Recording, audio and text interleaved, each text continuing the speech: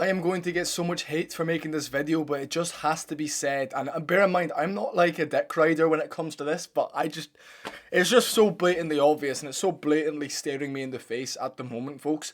Jake Paul is the face of boxing. Jake Paul is the king of boxing.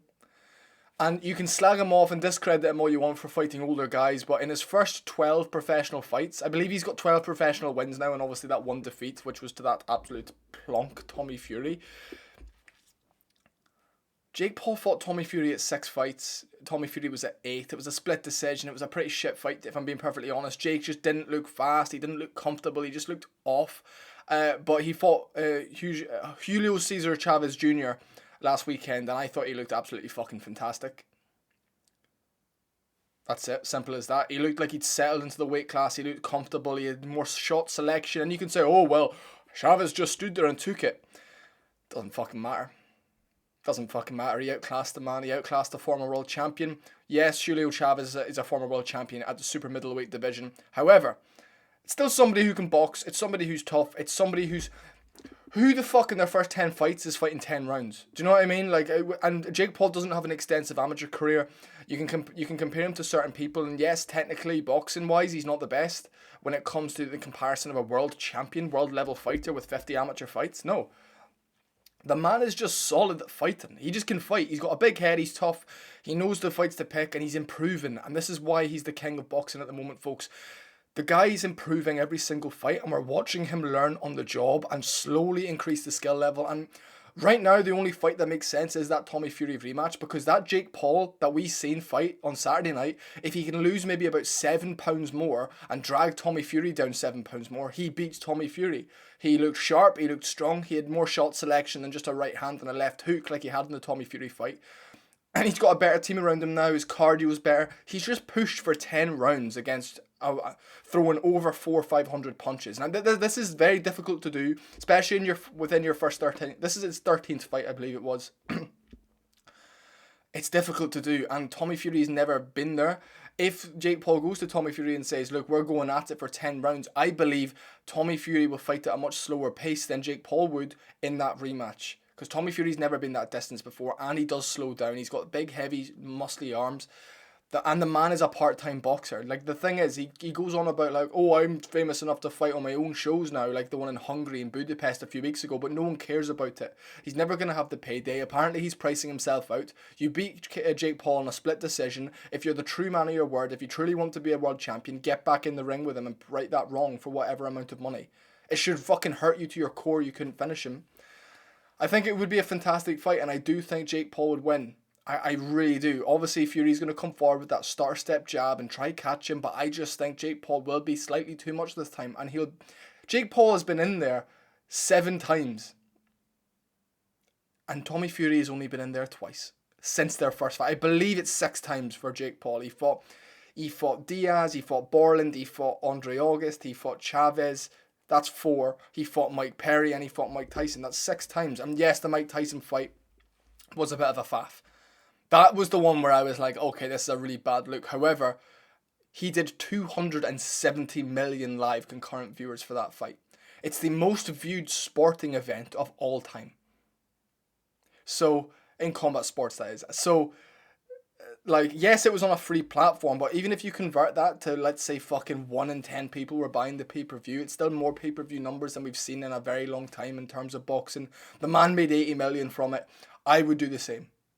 You now can say that you and Mike Tyson broke the all-time record in terms of people watching a fight at one specific time. So fair play to him. He's the fucking king of boxing. The interest wasn't really there because, the casual people don't really know Julio Chavez Jr. I do. I know he's had a lot of issues. He's a very troubled soul. He's had a lot of addiction problems, and he got himself back on track, but it was a bit too late. So Jake Paul got 10 rounds in the bank. Julio Chavez tried pushing the pace on him in the final 2, landed some good shots.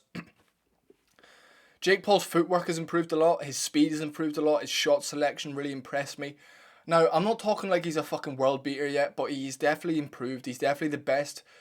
And the thing is, also, stop bringing up the KSI fight. KSI's a fucking nobody. Like, get rid of it. Like, fuck KSI. Like, don't even fucking talk to anyone about KSI Jake Paul anymore. It makes no sense to even bring that up. Anyway, I want to say this.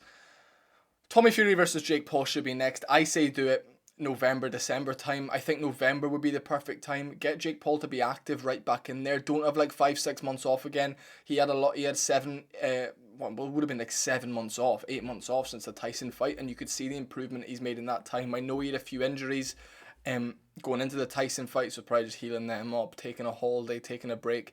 You've just spent 15 weeks of your life and earned 80 million in one night, and had the biggest sporting event in history. Feel free to take a fucking week off, pal.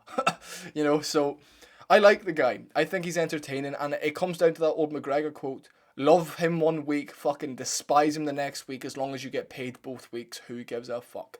And that's it. People fucking hate on him, and but he's grown the sport. No one gives a fuck about Crawford Canelo, realistically, because Terence Crawford is a boring bastard who realistically is too small for like this is the thing. Like, boxing's so good sometimes when you get the heavyweight fights you want to see, but no one knows anyone on the undercard. No one has any interest in anything other than that. And yes, all the big fights in boxing have been made lately due to the Ride of Season promotion, due to Turkey Al Sheikh. However, the UFC in the hopefully in the final quarter of the year will be back, and we'll be running the show again. We just need to get rid of Dana White. He's a part-time promoter. Why is Terence Crawford and Saul Canelo Alvarez doing photographs at the fucking UFC press conference? Leave us alone. Leave our little organization alone. Dana can do what he wants. I know he's just trying to get his feet in the door everywhere, as he's starting his own boxing promotion now. He wants to build some credibility around, look, this is the numbers I can do if I start, for investors. I understand.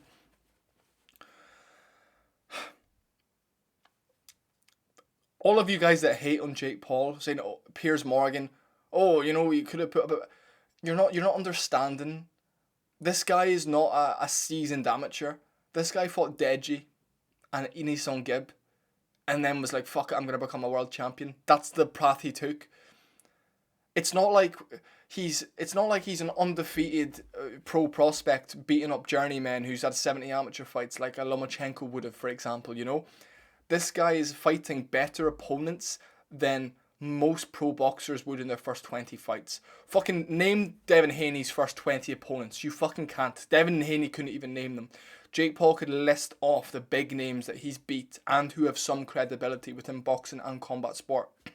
Regardless of the man's who he's fighting, he's beating world championship level athletes, which cannot be said the same for most boxers who do not beat up athletes. They beat up these guys that work a full-time job and come in to lose. Like, it's a different dynamic. I think you should start putting some respect on the boy's name.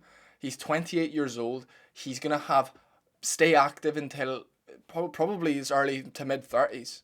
Rack off 20-30 pro fights and then call it a day, being probably one of the highest paid boxers of all time. So it's a daylight bank robbery, folks. I respect the guy. You can't disrespect him. In terms of where he's come from to get where he is, it's like very fucking impressive. The guy works really hard, and you can say, oh, he's a Disney kid. People grow up. People have to remember this. People grow up. People change. He sold his soul, to make big bucks and get his name out there, and now he's rewriting his story, and you can't disrespect that, folks. I really like the guy. I'm not like this big, like, oh, I fucking love Jake Paul, like, oh, he's a legend. I just respect him. I really like him, and I think he's getting really, really hard done by these boys that are going on about, like, how he needs to fight like a world champion. It's like, you wouldn't have been, you're not telling, like, fucking anyone else with 13 fights and no amateur background to go fight a fucking world champion. There's a boy named Frankie Davey, who's a professional boxer right now, who's, like, about 10-0. I have him on TikTok. He's a decent like social media guy. He's literally still fighting journeyman at 10-0, and he's got a big following. No one's saying, oh, you should take a step up, because no one fucking hates him. Everyone wants to see Jake Paul lose, and it must be so difficult to beat Jake Paul. I bet you to his face, people are like all over him. But that's all I wanted to come in here and say, folks. The man's the face of boxing. We have to start accepting that. He's the biggest name in boxing. He's the biggest draw in boxing. He brings more to boxing than anybody else. He brings more attention, more hype, more hate. Just all of the above. So start putting some respect on the guy's name. I thought his performance was fantastic against Chavez Jr. the past weekend. Yes, Chavez Jr. didn't put up much resistance, but also that could just be down to the feints, the speed, the tenacity, the power of Jake Paul. I fucking love how we've seen him go another 10 rounds. He hasn't been 10 rounds since the Diaz fight, which was about 2.5 years ago. The man is fucking improving. That is such good experience to have under your belt, under the fucking lights with all the pressure on you. He's on a 6-fight win streak since losing to Tommy Fury. That's fucking 6 more victories than Tommy Fury's got. That's 4 more victories than Tommy Fury's got since then, and one of his victories was the fucking KSI. So, we can settle the argument there. I think he beats him. I think Tommy Fury's fucking shite. He also doesn't have the build for boxing. Neither really does Jake Paul, but Jake Paul's really stocky and really sturdy, and his style, he will get hit, but as long as he can last a bit longer than you, he will win. Thank you for watching, folks. Tune in next time.